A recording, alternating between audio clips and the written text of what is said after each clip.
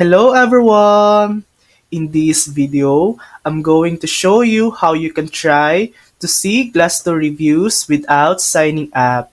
Now, keep in mind that Glassdoor has what they call a give to get policy, which means you normally have to create an account and share your own work experience to see full reviews. But I'll show you a few ways that might let you view limited content. The first method is to use a temporary browser extension that removes pop-up overlays. For example, in Firefox, you can go to About Debugging, click this Firefox, then load temporary add-on, and upload the extension's manifest file. Once that's active, refresh Glassdoor and the overlay should disappear. Another method is to delete your session cookies.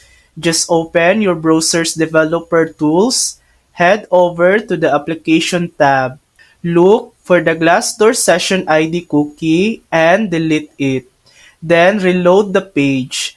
Sometimes, this lets you see more reviews before the black comes back. A simpler trick is to use Google Search. Instead of going straight to Glassdoor.com, type the company name plus Glassdoor reviews in the search bar. Click the direct link to that company's page, and often you'll get to see at least a preview of reviews before the sign up overlay appears. But remember, these methods only give you limited access.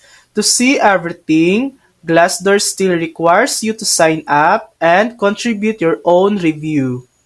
And that's it. That's how you can try to see Glassdoor reviews without signing up. Thanks for watching!